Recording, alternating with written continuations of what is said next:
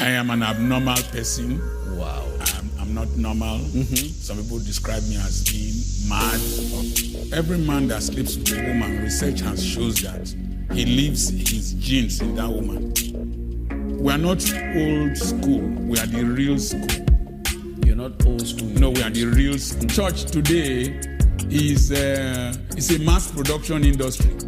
If you want to commit adultery in the church, the girls there are readily available. I was in Frankfurt. A professor came to greet me. She was holding my book, The Philosophy of the Hand. Imagine small boy like me. One of Abba. A lot of people say you advocate for Yahoo boys. How would you respond to that? Me? Yes. Advocate for Yahoo boys.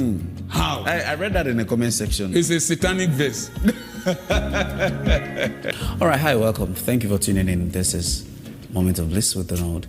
And please do hit the subscribe button and the notification bell so when there's a post a video, you'll be able to get a notification. I have somebody very fascinating today on board. Like I always bring thrilling people. This is a great man. I have so much respect for him. It's indeed an honor having him. He is a medical doctor by profession. By master's, he's a social scientist. And this is a man who says the truth without caring how you feel. But when you humble yourself and listen, you'll be able to get some words of wisdom from him. A sensational table shaker. If you've not seen his video, you're learning work. Thank you so much, Doc, for coming around. My pleasure being Thank here. you for granting me this opportunity to be with you. You're welcome, sir. I am so honored to have you. You're welcome, sir. Thank you, sir. So, Doc, how best would you describe yourself? I'm a Nigerian, a very proud Nigerian. I'm an honorable man. I'm always very proud to say I'm an honorable man.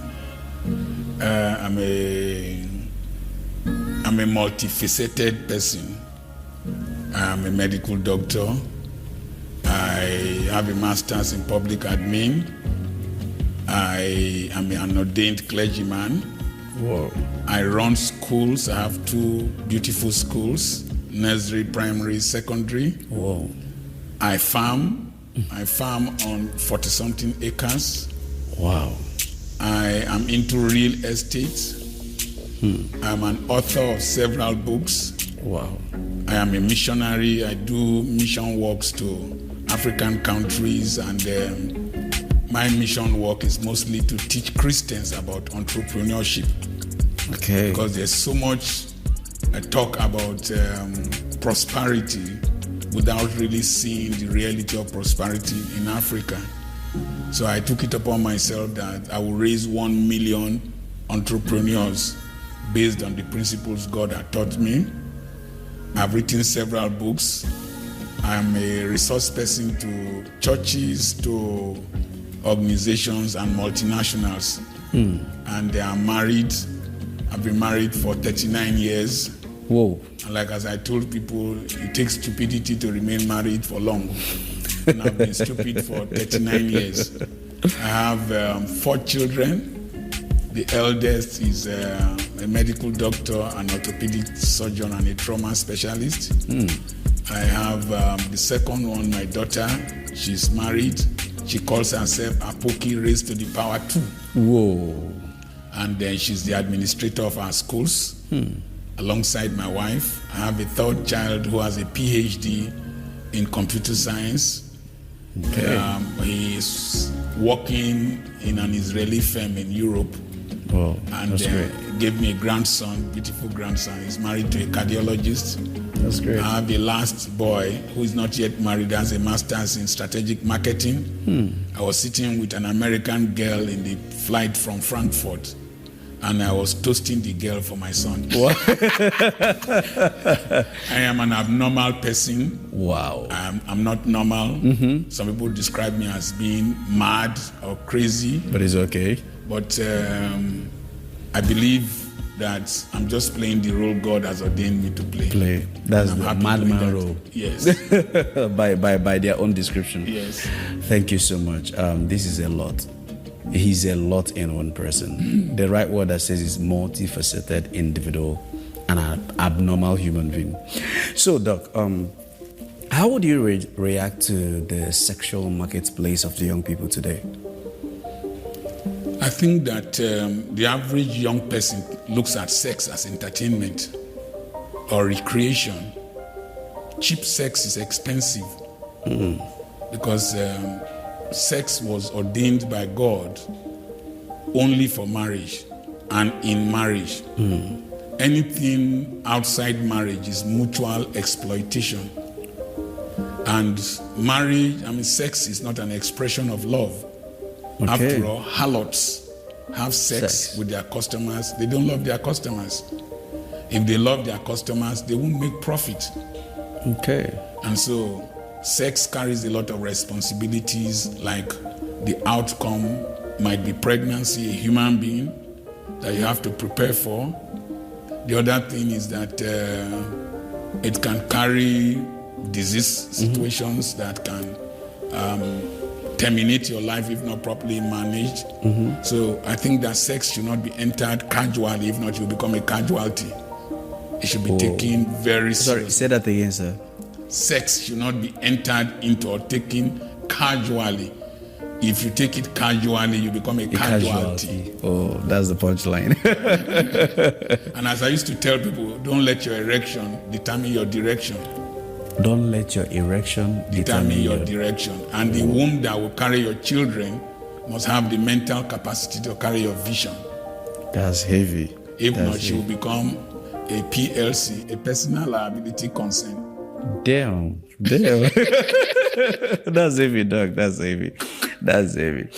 So, as somebody who has been married for 39 years, yes, and during your time, we in this generation call your kind the old school generation. We are in an era of sexual liberation. Everybody's just having sex and all that. And the girl says it's woman energy, sexual liberation, freedom, and all that. Do you think that body count actually counts? Yes. Every man that sleeps with a woman, research has shows that he leaves his genes in that woman. That's true. And that the number of proteins from sperm cells that interact with your cervix is proportional. The chances of having a cancer of the cervix is proportional to the number of times different semen have gotten in contact with your cervix. So sexual promiscuity is associated with CA of the cervix. So body count matter. And you see, you are talking about body. Spiritually, if the Bible says if you sleep with a harlot, that you become one with a harlot. So you see that a girl is married, she has different dispositions and personalities that she herself does not understand. Is that the copulation with other people, they are spirits couple, and they form a bimetallic strip. So the resultant effect is that you are married, but there are several spirits controlling you. And then the emotional trauma of having to sleep with this person, break with this person, and all that. Even for the man, it matters. We should not just look at body count only for females. It matters. You get to a situation where you are not able to discipline yourself. I've been married for 39 years. I've been to the end of the world. I've been to some of the farthest places in Africa. I started medical school at 20.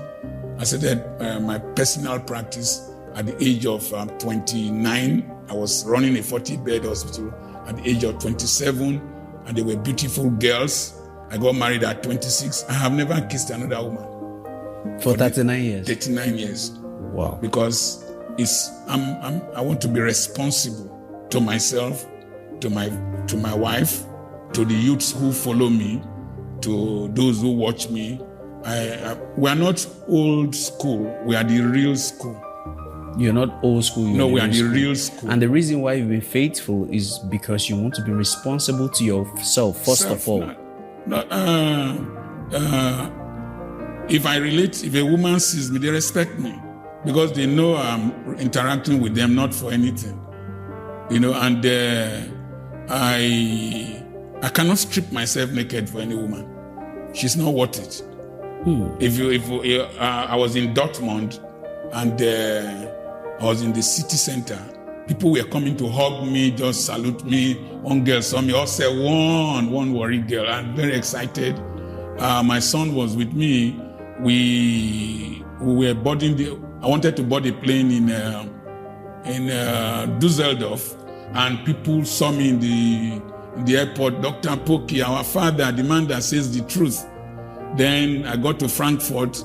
It was like that. Inside the plane, somebody hugged me. One other guy said, "It's our father, don't go near him like that, or if not, there will be trouble in this plane." And they were taking selfies with me and all that. The American girl sitting near me that I said I was toasting for my son. And I said, "What do you do?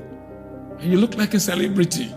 That euphoria, that respect, that social orgasm is more than physical orgasm. The feeling is sex. The feeling of importance. Yes, sex is pleasurable friction. Pleasurable friction. It's just friction. And orgasm is the peak of pleasurable friction. And falling in love is a chemical reaction. It's the secretion of the love hormones. So I cannot, in the immediacy of the overflow of hormones, lose my future. My future is great. I see who I was with Callistus in the aircraft. I wanted to fly Captain Callistus. He just saw me, said I must do an interview with him. And I did an interview with him in the aircraft. And like that, people react to me. So my future is more than 5 minutes of copulation. Whoa. My integrity is more than 5 minutes of copulation. I have value for myself. And I take myself very seriously. Most of this sexual promiscuity, people don't take themselves seriously. I take myself very seriously. Very seriously. I was running my own practice at 29, where I was managing a 40-bed hospital, Royal Hospital, at number 4 Popo Road. There were young girls who were in nursing school. I was 27, but I could not bring myself to degenerate to that level. But I get tempted. I get seduced, because no matter how old a goat is, if you give yam to eat, it will eat it. And old guns, still they shoot, they kill person. So me, I have to discipline myself, restrain myself, and take precautionary measures.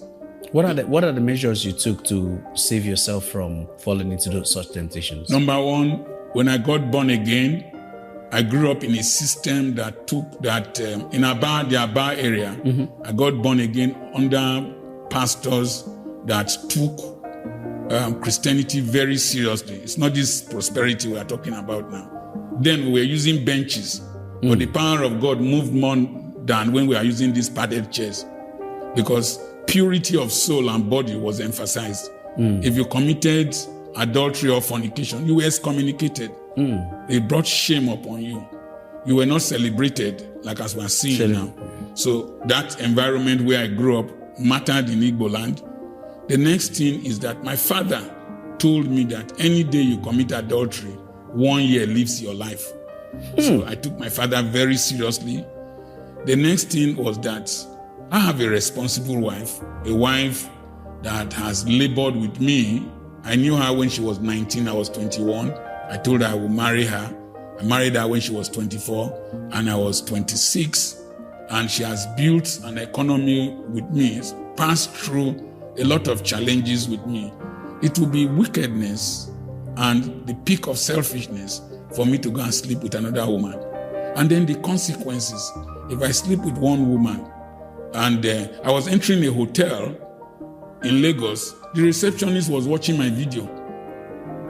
So if I brought one girl there now, she will know. It will damage already, everything. yes. So I'm just looking at practical issues.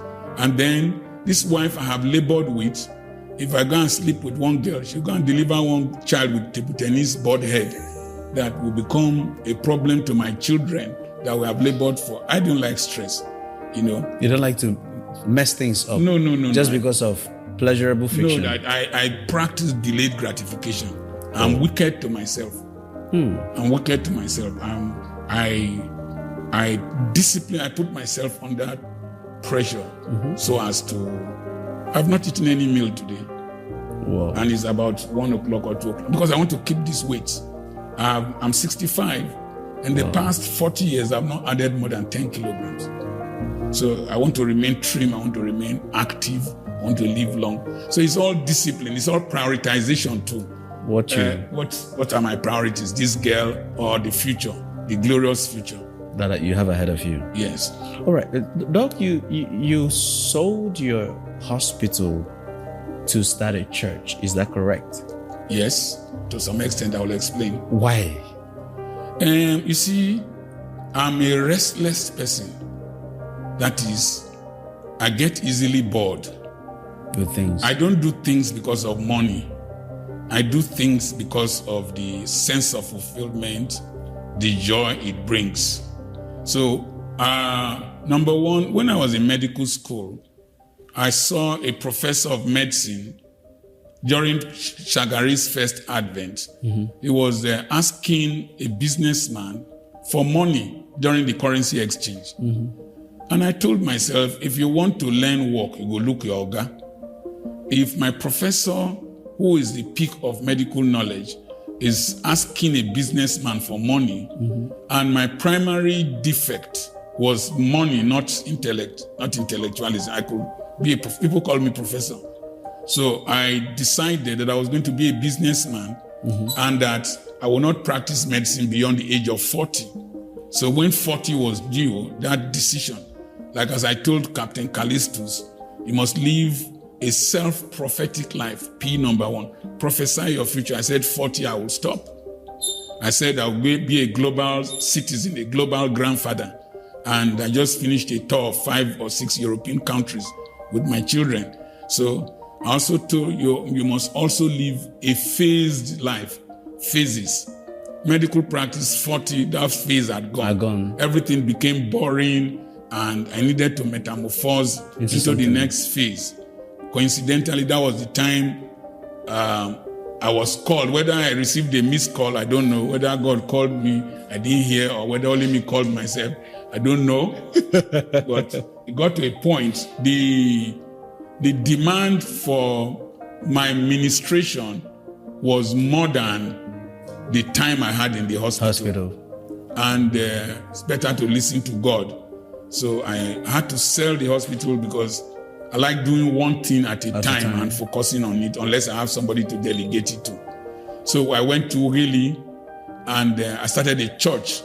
It didn't work because number one, I couldn't placate the people. I couldn't give them hope capital and a false promise without them willing to live a righteous and a godly life.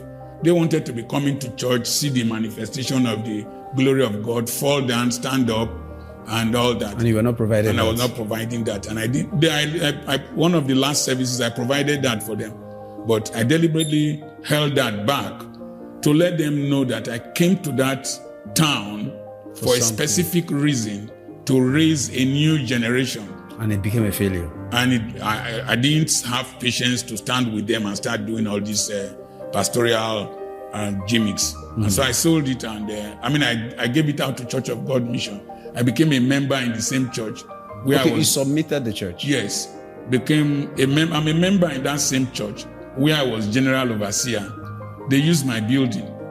Wow. So I don't, unless my pastor tells me to preach, I don't preach. You don't preach? Yes. You're just a normal member? Yes. Fulfillment for me is not labeled. Mm-mm. Fulfillment is how many people I'm able to reach. Affect. And when somebody wakes up and thanks God because of me, that is eternal life for me. Yes.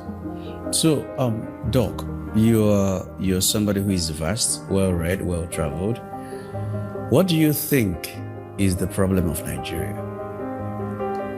The problem of Nigeria is multifaceted. And number one, we had independence in a platter of gold. Okay. We did not fight for it like other nations fought for theirs, like South Africa, like India. Mahatma Gandhi went through a lot for India to gain independence. And he had a philosophy. You understand? Nkrumah was very philosophical. Nelson Mandela subsequently became philosophical. Leopold Senghor, very philosophical. We in Nigeria are not philosophical. We tend to go for the simple part of the Greek theory of politics. The Greek philosophy of politics states that you have idiots, and one man said that when you have one idiot, you have one idiot. You have two idiots, you have two idiots. But when you have 10,000 idiots, you have a political party. Whoa. 10,000 idiots form a political party. And in the Greek philosophy, who is an idiot? An idiot is somebody who does a thing without caring about the consequences on the environment, humanity, and society. And that has been the bane of Nigerian politics, politics of idiocy. Then you now have followership of idiocy. Then you now have in the Greek categorization, you have tribesmen. Tribesmen are people who relate with people or do things because of their tribes, because of their party, because of the schools they attended, because they are lawyers. They don't do things for the merit of things. So we've had politics of North, South, East. Politics of an Igbo man cannot be president, whether he's the best or not. Politics of Emilio Kan, it is our turn. Politics of PDP will rule for 100 years, whether they are competent or not, and then APC will react to it. So we have had idiots and tribesmen. We have not had citizens. Citizens are those who have the interest of their nation uppermost at heart. So the more citizens we have, the more Nigeria will develop. If you are an idiot, you will collect wrapper to vote. You will collect buckets to vote. You will vote because this person is your tribesman. Vote for that person. So that is the problem with Nigerian politics, the politics of idiocy, tribesmen. We have not had politics of citizenship. Wow. Taking back a little bit, looking at how life started. How poor were you? Or how poor were you people? Terrible. My father was a refuse collector in the Warri Urban District Council. Whoa. We lived in one big mud house with just one room. We were tenants. In a mud house? Yes, in a township. If you are a tenant in a block house in a township, is understandable. But when you are a tenant in a mud house in the slum of a city, then it is terrible. Whoa. When we went to toilet, heaven and earth bore witness because it wasn't covered. And chickens used to sleep under my bed. I used to hawk akamo, that's pap. In the morning before going to school in the afternoon. We had afternoon schools. Then I used to hawk firewood. If you touch my palm, it's like the back of a crocodile. I would have been taller than this if not for the compression of the firewood on my head. I used to go to the bush to cut firewood with my mom. When in 2012, when I went for my son's graduation in medical school in Europe, when I saw him with white children, I was the only black parent in the hall.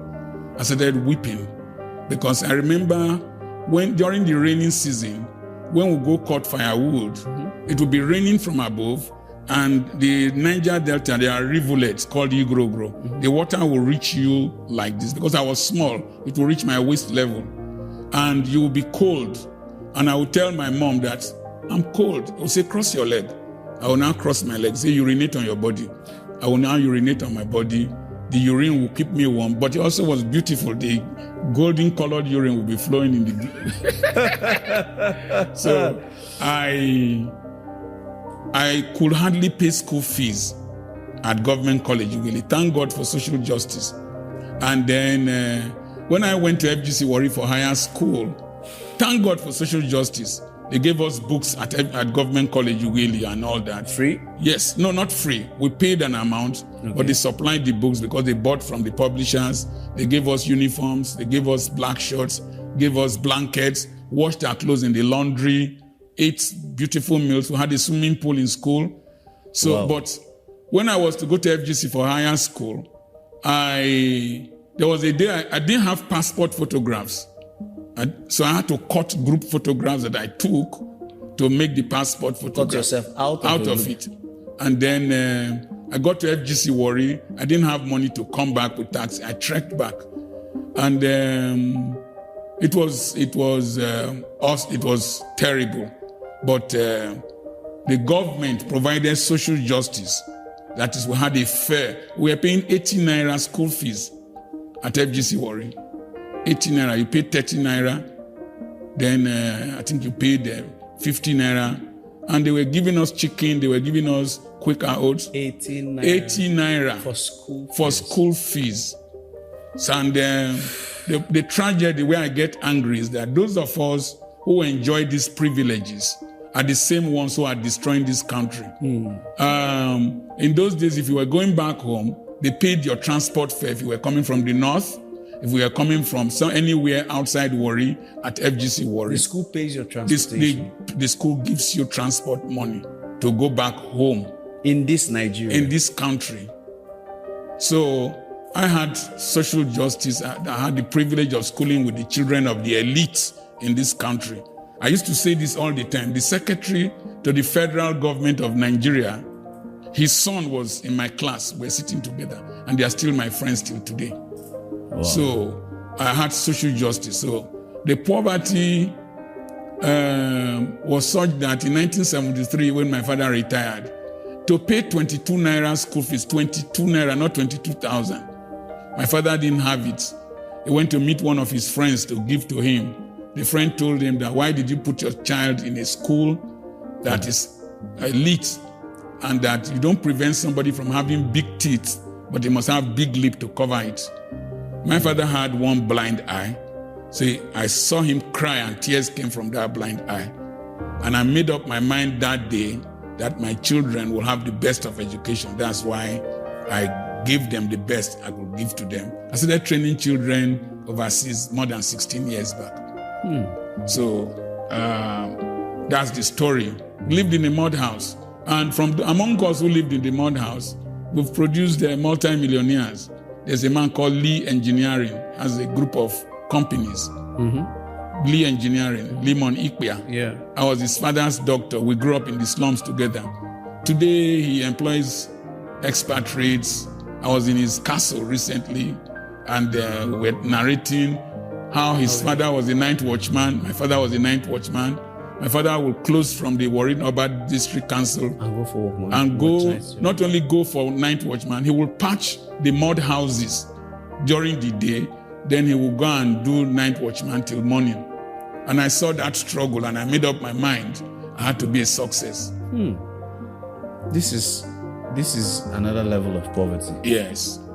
But it was common.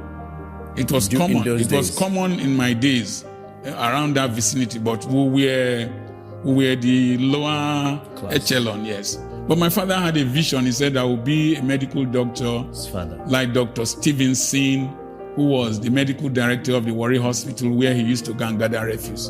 And I became a doctor in that same hospital. Oh, glory. Oh, I love that. I love that. I love that. So the hospital in which he goes to gather refuge, I became a doctor. He dreamed that his son will become a doctor in that same hospital. And you achieved that dream. And I achieved that dream, and his grandson has achieved that dream. His grandson is treating white people in Germany. Oh wow. Wow, his legacy lives on. Yes. I'm so glad they actually made it. Oh, so as a pastor and as a global trotter, you've traveled the world. I want to understand, is the Jesus in Nigeria, in Africa, different from the Jesus in the Western world? Because I see the expression of Jesus in the Western world different from the expression of Jesus in Nigeria. Okay. When a message leaves one place to the other, it gradually changes. In a Bible school, they formed a line. That's the effect of reported speech. Yes, they formed a line, and then they told somebody, they whispered something to the first person. By the time it got to the last person, the message is totally different from what they whispered to this first person. So Christianity left Israel, came to Ethiopia. Ethiopia was the first Christian state from the Ethiopian eunuch. Then subsequently went to Europe. It became an institution. The state and religion were not separate. They married themselves. Then it went to America. It became entertainment and commerce. Then it came to Nigeria. It became a status symbol. It became hope capital of the poor. That this is your year of this is your year of that. But there are we negated the principles, because the Bible is it's a book. You have the Old Testament, you have the New Testament. The Old Testament has the sociology of the Bible. How to buy land. Abraham bought land and collected receipt from Ephron. That's where Hebron is today. Jeremiah bought land.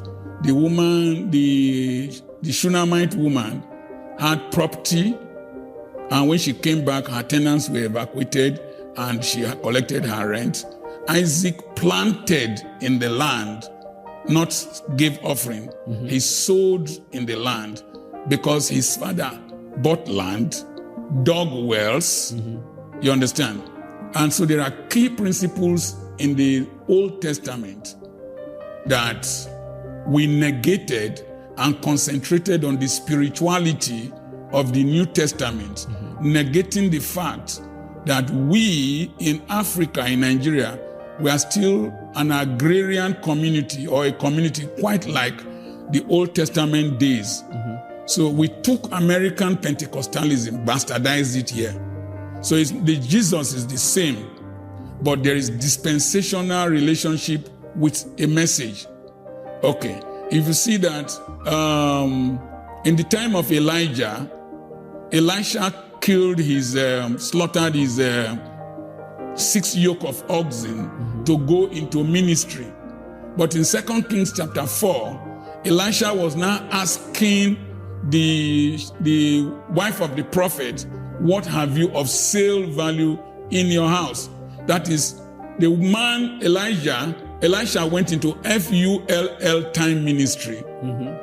Elisha now was asking this man, are you in woman, did your husband do FOOL time ministry, Mumu time ministry?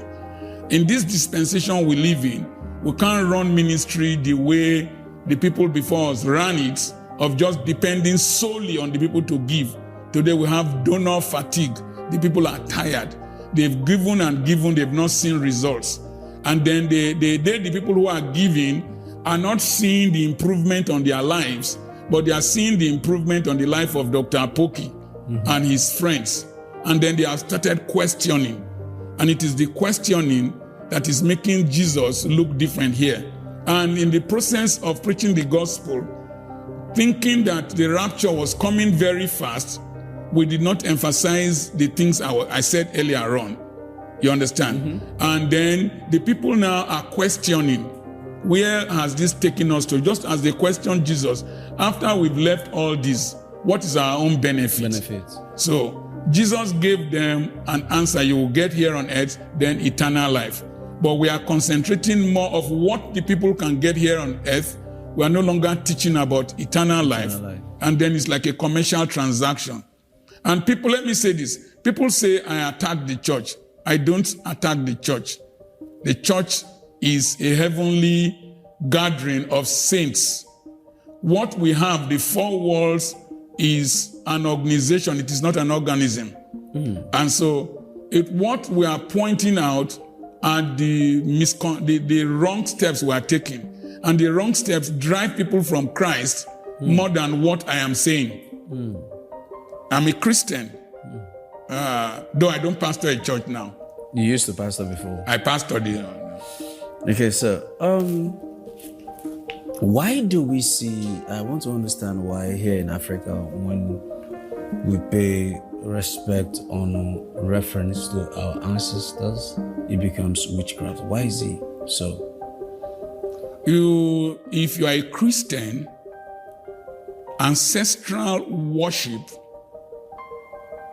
does not sound biblical. It's not biblical, because the man that is dead cannot influence you. It's dead. After death, judgment. One of my friends, they told him that his father was appearing in a dream and he was complaining to his uncle. He told his uncle to go and warn his father that the problems he left behind, he has not finished solving them, that he should not appear in his dream again. So our ancestors are dead and gone. You understand? I honor my grandfather Apoki by making sure I represent him well. In Madagascar, they wake up the dead. I mean, they bring out the embalmed dead, redress them again, and parade the streets with them in Madagascar. A few days back, that's about on Friday this week, was a public holiday in Germany. Okay. The public holiday was to remember their dead. To remember their dead. How far can we remember? So we should concentrate on the living, take care of the living, make meaning to the living. The dead is dead and gone. But Christianity also, I think there was a time that Jesus went to a certain place and the spirits of the dead visited him. I can't remember that. When he died, the dead rose. When he was alive, he went to a mountain to pray. Elijah and Elisha came to him out either with Moses too. Yes, with Moses. Then secondly, we are called, the Christians are called the children of Abraham by faith. Peter and Paul, Matthew, references, oblations are paid to them, respects are paid to them. Most times they are. I've been in a church where the pastor say, and Apostle Paul is here, right? Apostle Paul is here present, right? With who? How? More like the spirit of Apostle Paul is here. So all I'm trying to say is that Christians do the same exact things that Africans do. And why is it that of Africans happens to be witchcraft and that of Christianity happens to be holiness? Your question, when Moses and Elijah appeared, it did not become a practice. Okay. It was an incident. Okay. When Moses flogged the rock, we don't start flogging rocks for water. No. There's we sink boreholes. Yeah. We strike the rocks by cracking them. We drill to them. No. So that instance cannot be made to produce a fallacy of hasty generalization. That is to say, because that happened, then it is part of the practice of the nation of Israel or the Abrahamic faith. In fact, consultation of the dead, which is necromancy, is discouraged in the Bible, and Saul did it. Saul did it at once. Now, it is, okay, maybe we're saying two different things. Because what I was trying to say is, it's not about necromancy. It's about remembrance. Respecting your ancestors, paying in whatever way that you respect them, honor them, not worship them. Because I think necromancy has to do with consulting them, invoking them, worshiping them, making it a practice. Yes. Right here, just like you talked about your friend had a dream. I'm of the opinion that if you dream and see your father or your grandfather in the dream, and Nigerians will wake up speaking in tongues and kabashi. I don't do that. And casting. I don't do and that. I asked them, your man father is dead. Did not kill you when he was alive. So if he comes to your dream, he wants to kill you now. I dream terrible dreams. I dream that lizard is pursuing me. I dream that if you look for trouble like me, you dream. A lot of dreams will come. My wife dreamt one day and she woke up and she was crying. I said, "What are you crying for?" She said, "I dreamt that you died." I said, "Please sleep again. Dream another dream." Dream that I woke up. Dream that I need to preach in America. I need to preach in every place. So I better sleep and dream again. And I have not died. I also dream that I die. I have not died. So. African ancestral worship, if it is in their African traditional belief system, is different from Christianity. It's just as you were explaining to me different applications, you understand. we can't bring African ancestral worship to Christianity. But in South America, there is a marriage between syncretism. There's a marriage between African religion from Yoruba land and the Catholic faith. I think that's Brazil. Brazil. Brazil and a host of South American nations. For me, I prefer to stick to the simple, straight gospel. I don't want to complicate myself by going to look for dead people. In fact, I practice deliberate amnesia. I don't remember the day my father died. I don't remember the day my mother died. As I sit here, I'm the only person alive out of my family. Your lineage. Yes. Apart from my children. All my brothers are dead. I don't remember them. I just move on. From your lineage, you're the only living. From my father and my mother, I'm the only one. I'm the only one remaining. Whoa. I practice deliberate amnesia. There's so much to live up for and aspire to become that I can't be reflecting on the dead. On the past. And you see people do 20 years in mind. You know why they do 20 years in mind? It's because they are still collecting rent from the person's property.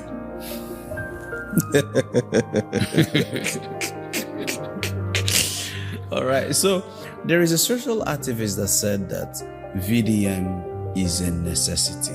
Yes. What do you think? Do you think that VDM is a necessity? There's a video I'm going to do. It is called anosmia. It is when you can't smell again. And I went to the internet, I Googled that when you stay in an odorous environment, a smelling environment, that a time comes, the epithelium, that is the lining of your nostril, is the molecules of the odor. They impregnate it to saturation. It has no space to receive new odor. So in Nigeria, the odorous environment, the nauseating environment, has so much saturated our consciences that we no longer respond to evil, respond to deprivation, respond to oppression. VDM is my last son's age mate. Okay. Is a breath of fresh air. A breath of fresh air. And it's a sign that there's hope for this country. We still need people who can sensitize us to the ills in our environment, the oppression in our environment. So in that context, VDM is a necessity. But I did a video, I was counseling him that he needs to institutionalize the struggle. Only him cannot be the struggle. Only if he's the only one involved in the struggle, he will become a target. If he institutionalizes Spread out. like this SETRAP or SERAP, it's an institution. We will have lawyers, we'll have all kinds of people. Thank God people are donating money to him. When I was overseas, I was monitoring it.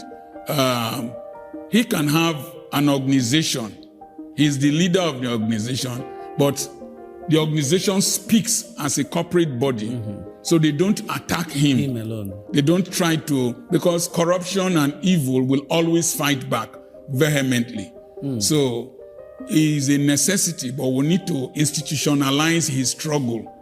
So that there will be proper... Yes, it can... Formidability. Yes, and so that he does not run out of ideas, so that he does not wear out, so that his mistakes will not kill the struggle. So, and also he needs some older people who have come before him, who are clean, not every person, who are clean, that can act as counselors for him. If I wouldn't have allowed him to wear that police uniform. You understand? I would have counseled him. It was not necessary. We all know him as social media policeman. Yeah. That uniform was a distraction, and his enemies have cashed on it. They are looking for a way to trap him. But my prayer for him is that he will come out of it wiser, and then we'll move on. All right. Doc, I saw where you were asking for the release of Nnamdi Kanu and speaking of the Igbo nation. What led to that? You know, I did my youth service in Igbo land in 1985, and I stayed there for 15 years. The Igbos were very good to me. I believe that if we fought a civil war in this country, and Gowon came up and said, no victor, no vanquished, and the three arrows, reconciliation, reconstruction, rehabilitation, I believe that we should allow the civil war be a thing of the past, and we should not use halo effect to relate with the Igbo nation. That is to say, there was coup and there was counter-coup. Germany and America are relating well. Germany and Israel, they are relating well. There had been a lot of bloodletting in the past of human history. But there is a time you need to move on. America threw 2 bombs in Hiroshima and Nagasaki during the Second World War. But America and Japan, they are pali-pali. A lot of Japanese are in America. Yes, pali-pali. So I believe that Nnamdi Kanu was a product of a vacuum, product of necessity. When the herdsmen were terrorizing farmers in the East, the Eastern governors and most Eastern leadership are usually slow to react and to defend their people. And Nnamdi Kanu cashed on that open space. Nnamdi Kanu is not the first person to agitate for Biafra. There was Masop, Uwazulike also. There was Masop. But that time, there was no violence, real violence by another tribe who are not indigenous to the East. In the book written by Lord Lugard, The Dual Mandate, he published it in 1922. He said that was 8 years after the amalgamation. He said by virtue of the amalgamation that Fulanis can now bring cows to the East. The Easterners had their own cows, Ehi or Ehi. So Nnamdi Kanu filled that vacuum, and the aspiration of the Igbo youths, most who were not born before the Civil War. And Nnamdi Kanu was arrested, taken to court, and granted bail, but his house was invaded. You do not expect him to wait for them to kill him before. So he escaped and went overseas and continued his agitation there. So he was a product of circumstances. He was in Kenya, then you brought him, kidnapped him here. Now, the same Nnamdi Kanu kind of struggle, Igbo started it in the West. In fact, people invaded the Oyo State House of Assembly, Oyo State House, Governor's House, and raised a Yoruba flag. Igbo was escaping just as Nnamdi Kanu escaped and was caught in Cotonou. And he won a case just as Nnamdi Kanu won his case. And he was asked to be released. Igbo has been released. He has gone to number 10 Downing Street to present a petition to the British government. The same time, after Nnamdi Kanu, a Meiti Allah leader was arrested and released, but Nnamdi Kanu is still in detention after the Supreme Court has said that he should be released. So I consider it injustice. I did a video on why do you hate Igbos in their own country. I believe that holding Nnamdi Kanu in prison is unwise because the economy, a president is a president because of the interest of his citizens. There is an agitation in the East that every Monday commercial activities don't open. That is a big economic loss because I know how much money takes place in Onitsha, Aba, Owerri every Monday. And then there is so much bad blood between the federal government, the indigenous Igbos, not our leaders. The leaders are pali-pali against the federal government. And there is a sense of alienation that the Igbo man feels in this country more especially when I know that Peter Obi won the election. I know that the victory was stolen from him. It further agitates the Igbo mind as if they are not needed in this country. Therefore, a wise president will release Nnamdi Kanu. You can release him one way or release him another way. You Shugabanize him. Shugabanization is the wisdom of Shagari when Shugaba of GNPP was giving Shagari problems. And Shagari realized that he was from Chad or Niger Republic. 12 midnight, Shugaba was woken up in the north and carried across the border. The Nigerian passport was seized from him. So he became persona non grata. He couldn't enter Nigeria. Nnamdi Kanu has a British passport. Why don't you carry him to where you brought him from? And drop him there, give him money. You can be wise enough and be smart that he escaped, and then he will be a hero. You know, governments don't tell the truth. Yeah, he can be a hero in the sight of his followers. And I've listened to him recently. He's not preaching violence in Igbo land anymore. Or maybe even never preached violence.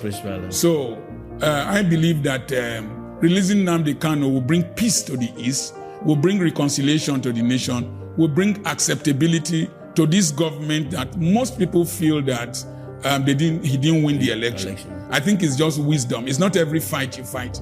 And when you want to fight, you must be very careful. Don't fight somebody who has nothing to lose. Sometimes you have to apologize to some people who have nothing to lose to maintain your sanity. Sometimes you have to apologize to people who have nothing to lose. Even if you are correct. To maintain your sanity. And because you will never win them in that. No, fighting with somebody who has bitterness against you, you will never succeed in it. Can never placate him. The next thing is that when you fight somebody who people feel you're already oppressing, you are seen as a very wicked person. Social sympathy is already on yes. All right, sir. So moving to Pentecostalism. You don't come again.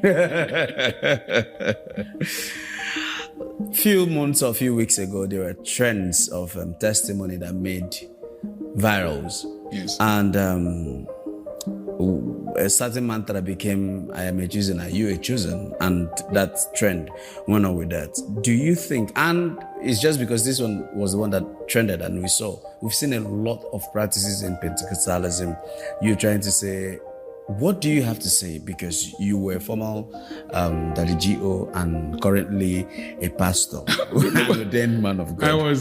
You see, we, like Charles Awuzie will always say, there is nothing any person is doing on TV that we didn't do, that we didn't see. I could be preaching, my interpreter will fall under the anointing. And then you go there, you pick the microphone, you will fall.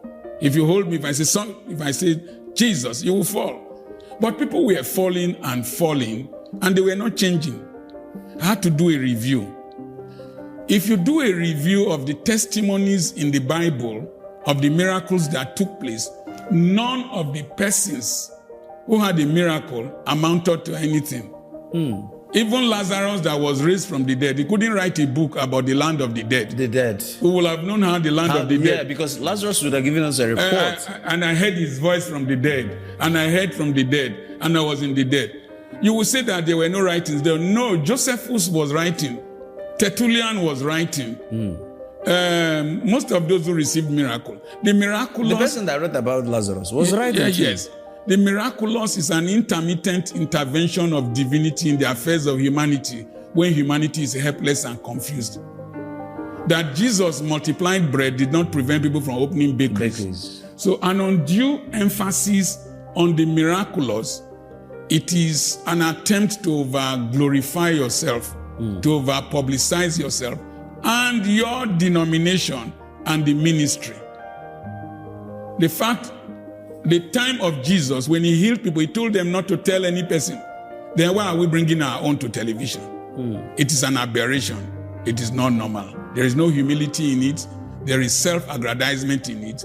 And there is the tendency for mimicry and people to fake. When you concentrate too much on the miraculous, one day you will be a herbalist. If you concentrate too much on prophecy, one day you will become a liar. So the overemphasis is just to attract people to ourselves and to glorify ourselves. You see, when Jesus pulled the crowd, when the crowd came, when he preached a gospel that they didn't like, you will eat my body and drink my blood, they went away.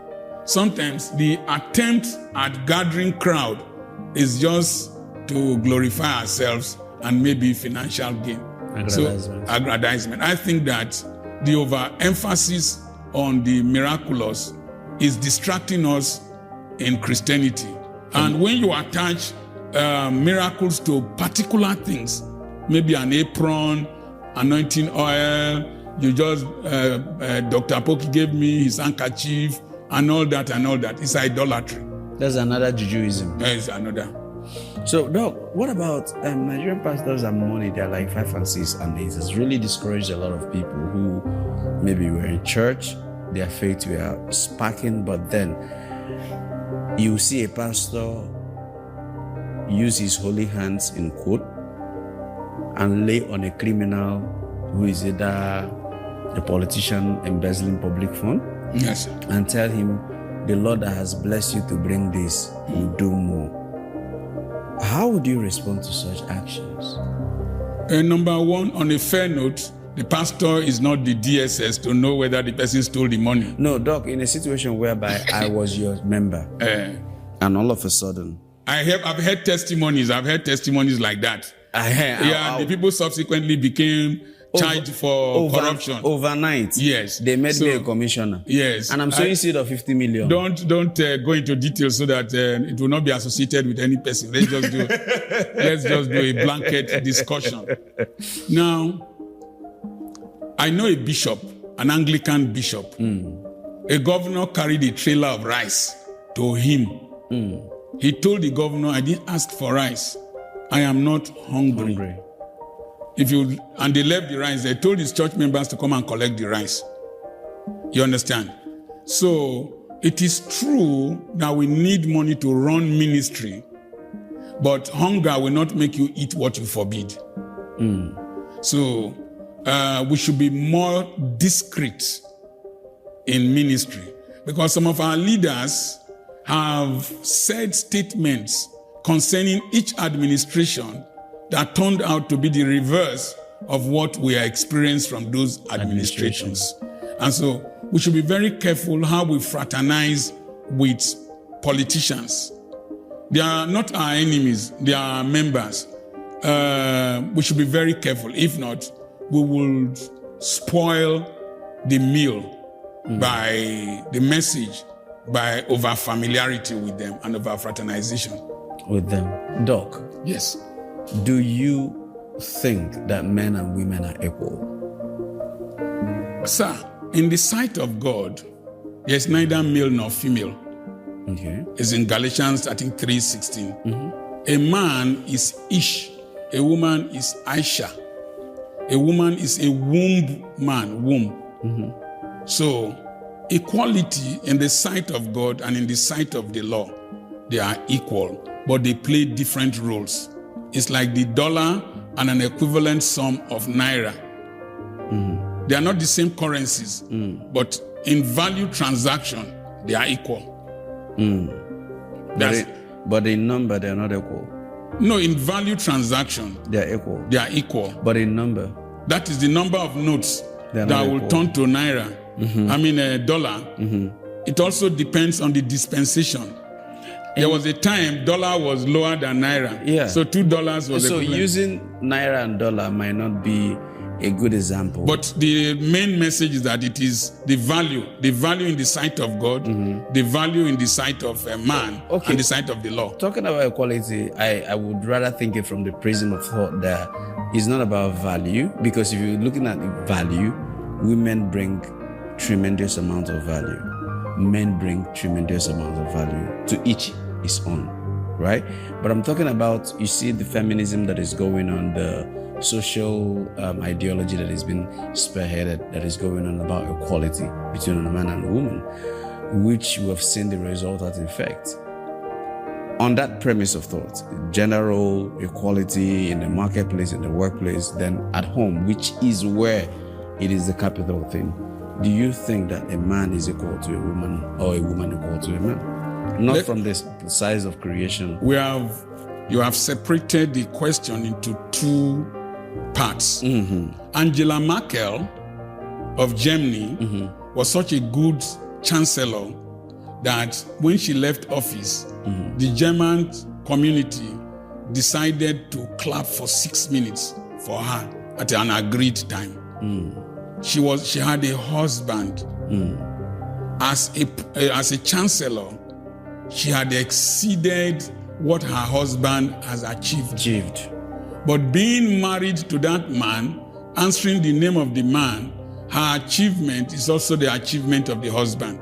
For the husband to have enough common sense and value to marry her makes him a good man. For the man not to have caused any scandal, it makes him a man that should be respected. Any known scandal is a man that should be respected. So, if you take Golda Meir, the prime minister in Israel at one time, who fought the Yom Kippur War, I think, with several Arab nations, and they won, you could compare him with Ben Gurion, the founder of the first prime minister of the Israeli state. Yeah. So in terms of functionality, outside marriage, men and women are equal. But when it comes to marriage, there's an organogram. The organogram is for functionality and for excellence. The functionality in marriage, God is supreme. The man is representing him as a king and a priest, and the wife is like the body of the man that has to be catered for, loved, and treated with respect. Okay, so in the organogram of marriage you get the man God, is at a higher pedestal. God, man, than the woman. Woman. Okay. But in the Western world, it is children, it is wife, children, wife, pussycat, dogs, plants, then before you see man.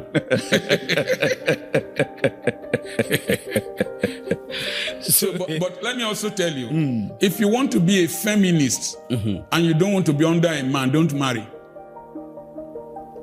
The best feminists should be the best wives. Knowing, the Bible says a wise woman builds his house. It says a woman of virtue is an investor, does this, does that. So if you are promoting the values of womanhood, you should be the best wife. But the interpretation of feminism is just wokeness, not actually feminine energy. The resultant effect is a lot of divorce that have taken place. Yes. So I don't support feminism in that aspect. Of wokeness. I was a guest speaker. Total Energy, Total EP, invited me to speak to women from their areas of operation in Rivers and Akwa Ibom State, in Port Harcourt, during one Women's Day celebration. The theme was, I choose to challenge. I told them that I choose to challenge is not to confront men, like the British police have said that Nigerian women should stop reporting their husbands. You understand? So I choose to challenge is that I choose to challenge things that are detrimental to myself and to my children and to society. And I gave an example of my mother-in-law. When my father-in-law died, I had not known my wife. She was just entering class 2. And she stopped school because of the death of the father. And they were now sharing things like people like assets. You understand? The wife to go to this person, this to go to this person. Then my mother-in-law, a tall, huge woman, stood up. He said, all these ones, you are sharing property. What of my daughter that has been at home, has not gone to school? What will happen to her education? She chose to challenge that decision. And they said that we don't train women, that if we train women, we train them for their husbands. And my mother-in-law said, how much is the school fees? And they said 60 naira or 60 pounds. She said, I will pay. And she trained my wife. Today in that community, the biggest building in that community was built by my wife and I. And when she died, the kind of burial ceremony. I don't like burial ceremonies, but because of that insult, we put our feet down, and they were saying, who said they should not train women? Are you following what I'm saying? Yes, I'm following. She chose to challenge the status quo and challenge herself, not to be confrontational, When a woman is brash, she doesn't have value. The beauty of a woman is in softness. The feminine energy. Yes, and they can control you. They control us. Definitely. They control us. A primate or so, they went for a synod. And I think he said that if your wives control you, stand up. All the Anglican priests stood up. One of them with a 5G wife, fat wife, refused to stand up, a canon. Primate now said, Canon, does your wife not control you? Say she does. Why didn't you stand up? Said with a very pathetic voice, I wanted to stand up, but she told me to sit down. She even controlling, even in the church. So. Okay, so why do men cheat? Why do men cheat? Number one, indiscipline. Number two, cultural values. Number three, influence of companionship. Number four, lack of wisdom. Number five, lack of understanding of the woman, of the wife, about the sexuality of the man. Men are enticed by what they see. And in the streets today, breast, buttocks, and bodies are all over the place. Even in church, people come to weddings with breasts saying, I am coming out. So men are enticed a lot. Number two, men think that when you cheat, when you follow women, that you are a big guy. No, you are a fool. That's for me. You are foolish. You don't. Then women who are married to men who are in activities that release a lot of adrenaline, noradrenaline, testosterone, and cortisol. These hormones are sexual stimulants. An evangelist, most likely, after preaching, he will be sexually aroused when he wakes up in the morning. Because he's an active person. Yes. Trailer drivers, soldiers, and all that are into activities that generate hormones, sexual stimulating hormones, they are male hormones, are more sexually active. So what the wife does is to detoxify the man. You give him enough before he goes out. When he's coming back, you give him enough. And then create a memory in his mind. When you create a memory in his mind, he will be thinking of that memory. As the day goes by. As it goes. Then men should learn. I told you I wanted to stay in the hotel with Ado. You understand?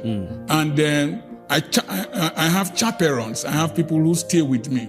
Because one day I was with Pastor Abraham. We were in a suite, and a woman saw him outside. That can he come to her room to discuss with him for 5 minutes? Until today, I'm still trying to understand what he needed him for, whether to plan against me, because I don't see any reason. She was much older than Abraham. I was in a hotel room with my wife, a suite at Warri, and I went downstairs to collect something. As I was taking the lift, a girl entered the lift. She said, which floor? I said, second floor. I thought she walks there. Then, she stopped on second floor. I entered my suite, and she was spying me. After some time, I heard a knock on the door. I said, who is that? I always leave that chain on. Who is that? He said, it's me. I said, who is me? He said, my friend, your friend in the lift.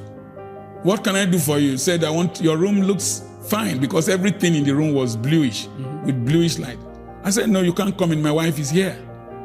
So she didn't come in. But they do that. One time I was with my wife at a coup in a hotel. Somebody knocked late in the night. Who is that? He says, Lovett. I said, no, you can't come in. I was with her somewhere else in Benin, and somebody called. Said, can I come and spoil you? So even at my age, I get tempted. And people want to do things with me. But I chaperone myself, either with my wife, I travel with my daughter, or in every city, I have people I call to come and stay with me. Because lead me not into temptation is better than deliver us from evil. Lead me not into temptation. And then there is something with musical stars.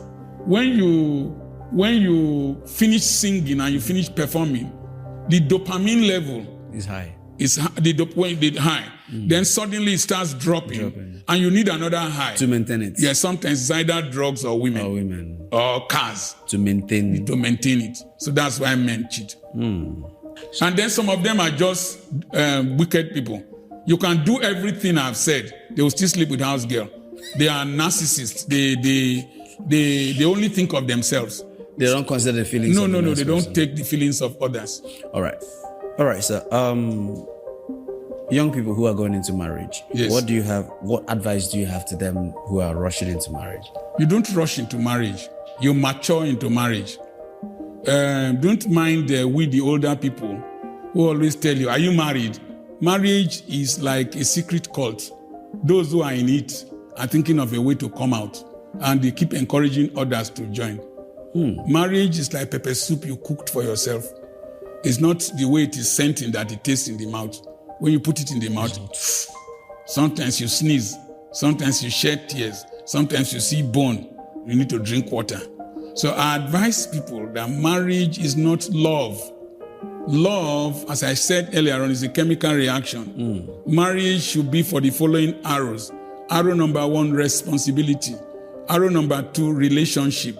Arrow number 3, relationship, like as you asked that question, I said there's an organogram. This is my husband and this is my wife. Relationship, how you connect. Then it is for respect. Respect is to have value for people's ideas, feelings, and opinions. Then it is for reproduction, not necessarily of having children alone, but replication of yourself. When I saw my son in his hospital, when we went there, somebody saw him, a Lebanese doctor. He introduced me that I'm his father. The Lebanese doctor said, Mimi, I was happy that somebody is applauding, giving my son accolades.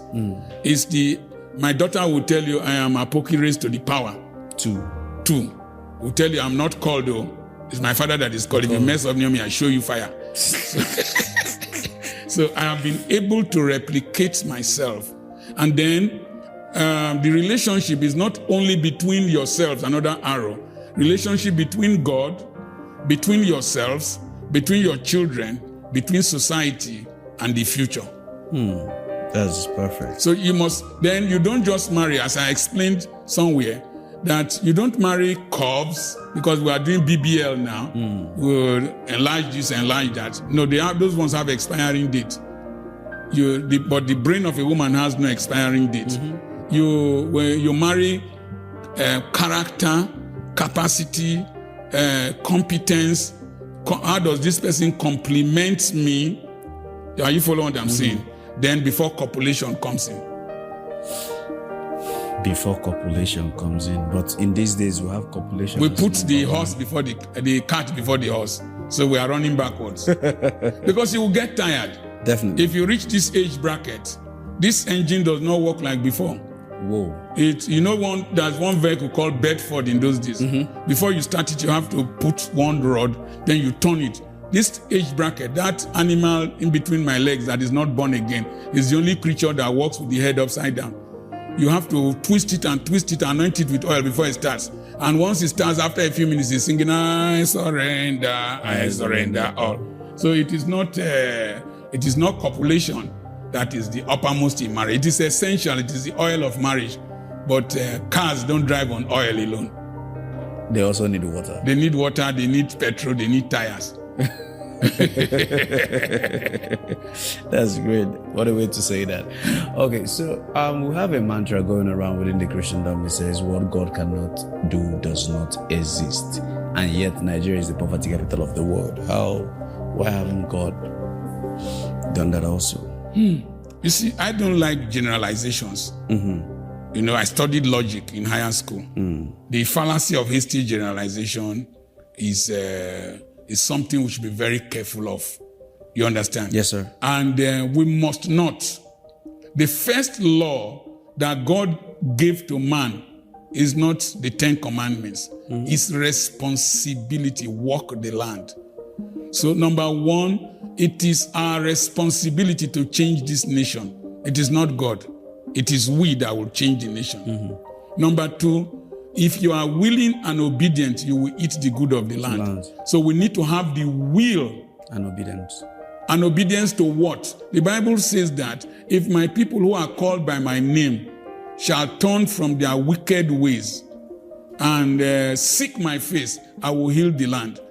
If the land in Nigeria, with all our churches, with all our vociferous preaching, is not reaching the... You know, we are giving loan to South Korea. Do you know we gave loan to IMF? Today we are taking loan to buy presidential jets, to do all kinds of rubbish. So there is something that we who are caught by his name are not doing well that we need to turn from. I did a video that any nation that has more churches than factories will not prosper. And they attacked me that I'm attacking the church. It's a simple truth I've said. Go and hug a transformer if it will suit you. Simple truth. I thank God Peter Obi said recently that he would turn the night vigil to night shifts. I don't know if it is true that he said. So that people can be productive. We are spending too much energy in this our aggressive Christianity without contributing, without being productive. I give you two examples that will vindicate me that I am not against the church. I am against stupidity in the church.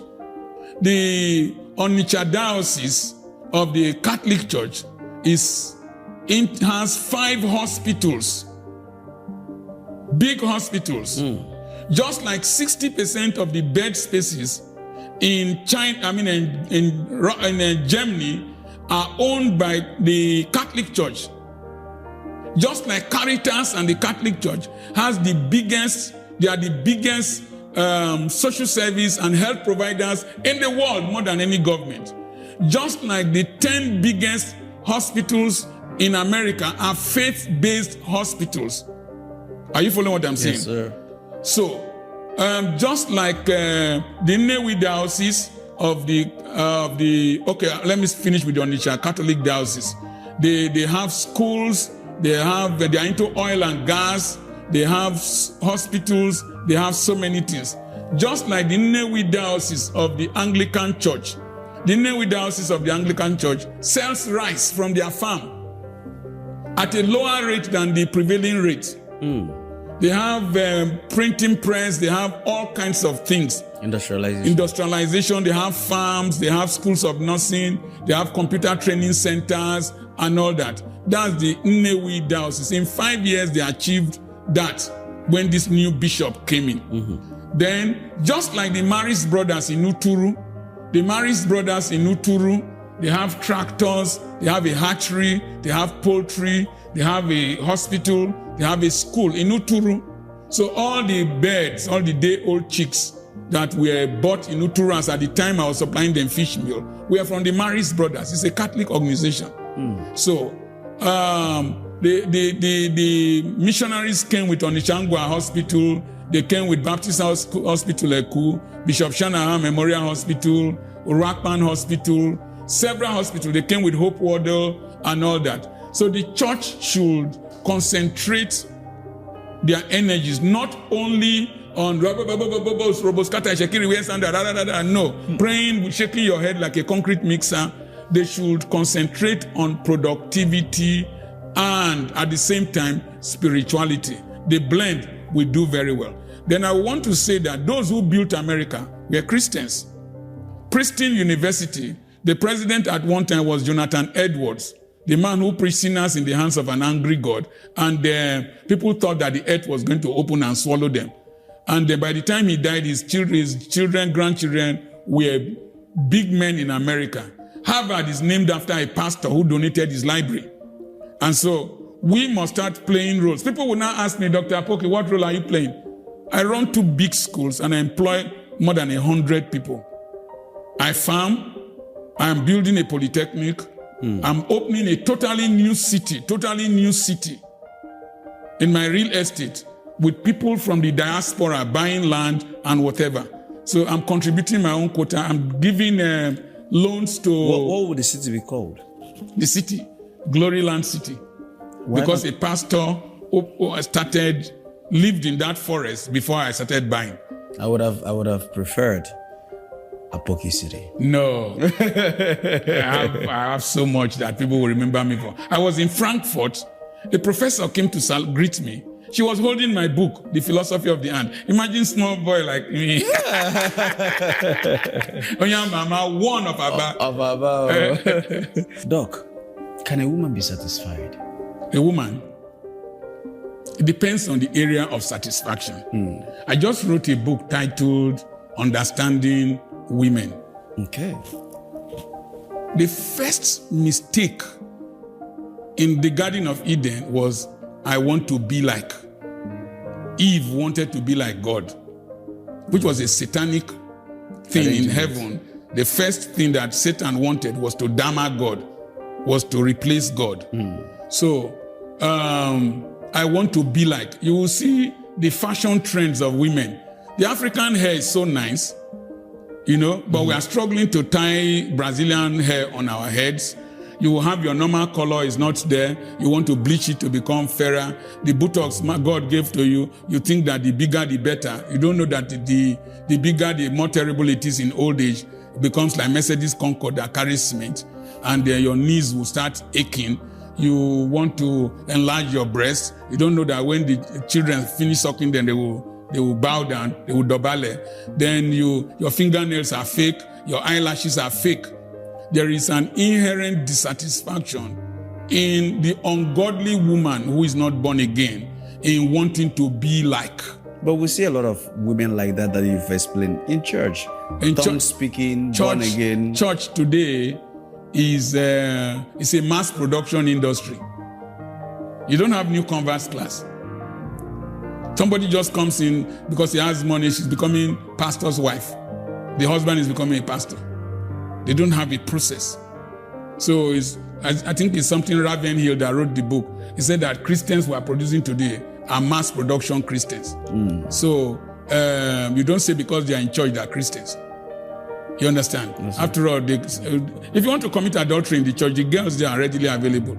I have lectured in a Bible school, and people were doing exam malpractice. The husbands and wives were doing exam. When you mark a paper, if you see the same answers again, and I told them I was not going to fail any person, but they were doing exam malpractice in that Bible. In Bible school. Oh, that's heavy. So, in terms of most women don't know what they want. Women, most of them don't know what they want. Somebody asked me, why didn't you travel with your wife? I said, I want peace of mind. If I had traveled with her, she would say, on the AC, the place is hot. I will on the AC. After some time, off it. It is very cold. People who are married for many years listening to me now will understand what I'm saying. She told me, no, don't buy anything for me as you went to Europe now, don't buy anything. Just buy chocolate. I'm wiser than her. If I don't buy, one of the days she will just tell me, that's how you went to Europe, you didn't buy anything for me. They don't know what they want. Are you following what I'm saying? And then, as a man, you should pretend in terms of giving direction and knowing her. And navigating her. Now navigating around her. Be diplomatic. But there's nothing you will do. This like that, she's a human being. Human wants are insatiable. When it comes to copulation, if you knock, say, you don't know saying a person body with a knock. Then after some time, if you don't knock too much, you just come now, just do it, you don't tire just now. So you're very difficult to satisfy them because most times they don't know what they want. A woman will tell you, see Junior has been misbehaving. When we tell you about Junior, you don't do anything. You mumu, you now pick cane. You start flogging Junior. Pia. Junior will start crying, Mommy. Then Mommy will come and say, I beg, leave Junior for me. Don't kill my son for me. Your anger is too much. The same person that said you were not instigated it. Yes, so just very complex human beings. Very complex. But very interesting human beings. Good to marry. All right. Doc, lastly, a lot of people say you advocate for Yahoo boys. How would you respond to that? Me? Yes. Advocate for Yahoo boys. How? I read that in the comment section. It's a satanic verse. Advocate for Yahoo boys. For Yes, what he said something about that the same level of that Yahoo boy is bettered by that criminality is criminality. an ingenuity. Okay. So they now say okay. That boy came for an interview with me during Nedu podcast. Okay. And I told them the story of somebody who met me in Springs and said that a Nigerian, I introduced myself as a Nigerian, how I was introduced. He said that Nigerians, criminals. I told him that criminality is intelligence looking for an avenue for manifestation in the midst of oppression and deprivation. You see, there are no prisoners of Norwegian origin in Norway. Their prisons are virtually empty. They rent it out. They rent it out to Spain and other countries. Because even the prisoners are allowed to go and come. When a goat is satisfied, it does not move around. It lies down. It makes me to lie down beside the still waters. The problem with Nigerians is that their brains are concretized, the monocompartment brain. They can't analyze an issue with multiplicity of viewpoints.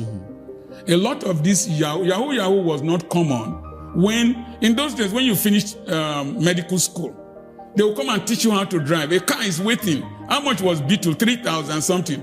How much was Mercedes? 7,000 something. And they will give you a car loan. What are we celebrating? GLK, second hand. I didn't see many GLK in Germany. There are newer cars there. So you have a house, you have a good wife, you have employment and all that. Yahoo will not be your immediate concern. There is lack of social justice. There is poverty in the land. There are bad examples. We come to ceremonies and start spraying money. The Yahoo boy wants to imitate us. But if you are disciplined and discreet, you and the children see us because they learn by observation and mimicry. If we provide a good example, we don't intimidate them. They will be more hardworking. If you can share your testimony, I can explain every money I have made. I can explain every penny I have made. And you know, as I talk, people investigate me, looking for a way to incriminate me. To bring you down. Yes. So they want to drag me into the mud. But the truth of the matter is that I can explain every money I have made. I've sweated for it. I don't owe any bank. I'm not owing any bank. I don't borrow money from bank. So what I've said is just the truth.